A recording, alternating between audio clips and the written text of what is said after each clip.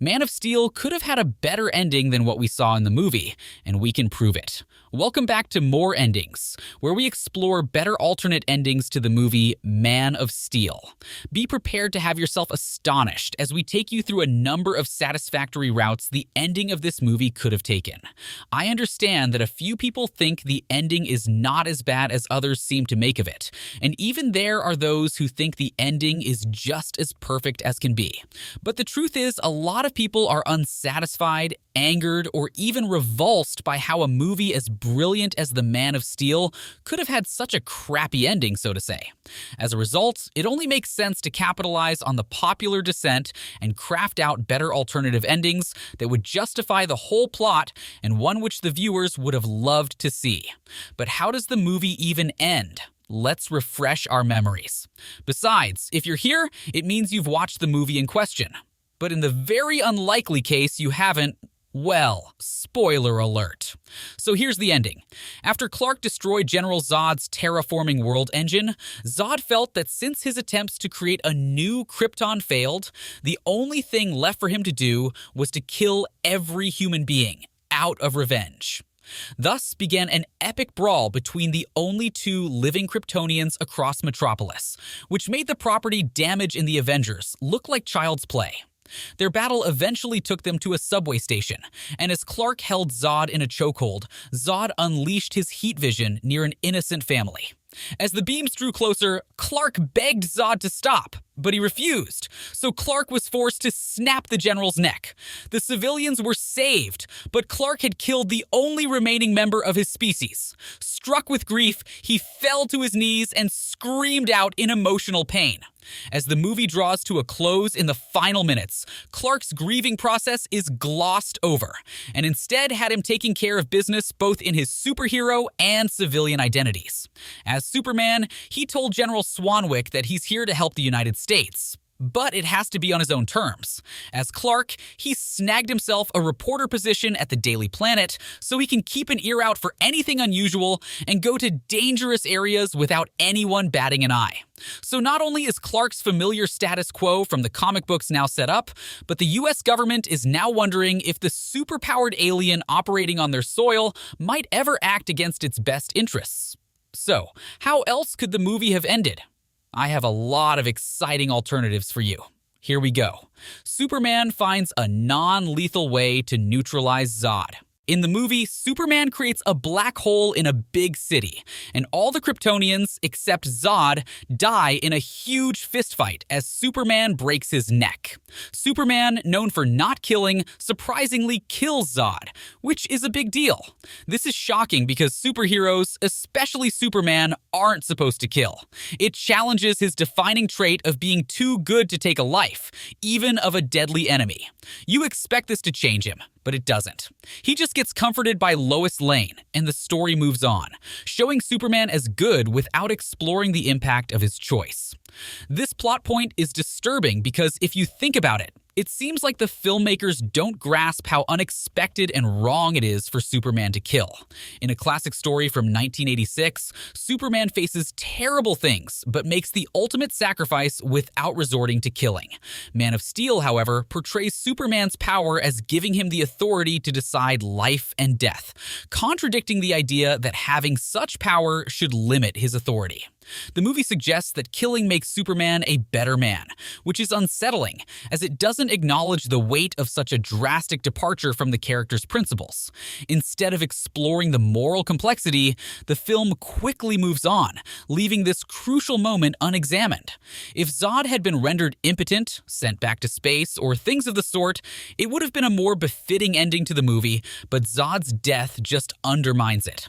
Goyer, one of the writers, wasn't a huge fan of that ending. In his own words, he says, "The idea was that Superman would...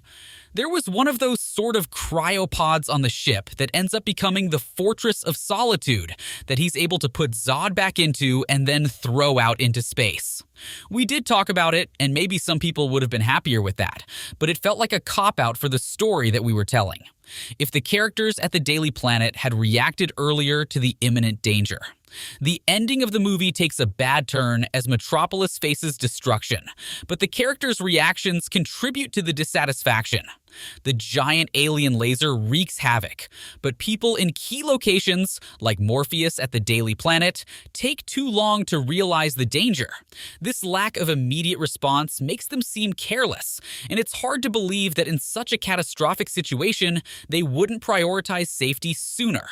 Maybe this is just down to bad writing. For a better ending, characters like Morpheus who are in perilous locations like this could have shown quicker awareness and urgency. I mean, this makes the movie more realistic. Morpheus and others should have acted promptly to show how severe the threat is. This would have enhanced the tension and made the audience more invested in the character's survival. When you consider the scene in the museum too, it does more damage to the ending of the movie. When Zod and Superman are fighting in a museum in the center of Metropolis, there are still dozens of people enjoying their family time together while their neighbors are getting shredded to pieces by gravity-shifting elbow drops. This scene is literally 20 minutes after the first laser blast destroyed many buildings. Didn't they hear anything? Didn't they feel the floor was unusually collapsy that day? A more effective resolution would have been if the movie portrayed the citizens reacting sensibly to the escalating danger. Families could have been shown evacuating, and the museum scene might have worked better with a sense of urgency among the bystanders to highlight the gravity of the situation. I mean, this would have minimized the casualty rate, right? But at the cringy end of the movie, everything is flowers and puppies, and everyone goes back to work at the Daily Planet building that was lucky enough to be basically the only saved skyscraper from the mayhem. Life completely changed for everyone. Aliens exist, half of Metropolis and its population is dead and destroyed. But we need a happy ending so everyone smiles and is happy to work. I mean, this is just downright hilarious. A stronger emotional resolution with Lois Lane. A stronger emotional resolution with Lois Lane in Man of Steel would have made the ending better, because Lois is an important character in Superman's world. They share a deep connection, and the movie didn't fully explore their emotional bond. Simple moments of understanding and support between them could have added depth to the story. If you think about it, you discover that Lois Lane is not just a love interest. She is someone who knows Superman's true identity as Clark Kent. This special connection could have been used to create emotional scenes to show her as a source of strength and understanding for Superman. Imagine if, during the intense battles, there were moments where Lois provided emotional support, emphasizing their shared journey. That'd have been something many viewers would like to see. Also, a stronger emotional resolution could have highlighted the impact of Superman's choices on Lois. When Superman is forced to make tough decisions, seeing Lois grapple with the consequences would have added a more human touch to the superhero narrative. This emotional dimension could have allowed the audience to connect more deeply with both characters, and the ending would have had more effect on the viewers. I'd also go as far as to claim that Lois Lane witnessing Superman's struggles and his internal conflicts could have given her character more agency. Instead of just being rescued or involved in perilous situations, Lois could have played a more active role in Superman's moral dilemmas, contributing to the emotional weight of the story. The Role of Jor-El. Jor-El's decision to create the Orphan Express spaceship for his son, Superman, played a crucial role in the unsatisfactory ending of Man of Steel. In fact, it helped set out the conflict into motion in some sense. I'll get back to this. This advanced spacecraft, Orphan Express, although visually impressive, raises questions about the logical aspects of its design and purpose. One cannot help but wonder if Jor-El had taken a moment to rethink his creation, considering the potential consequences and the well-being of his son.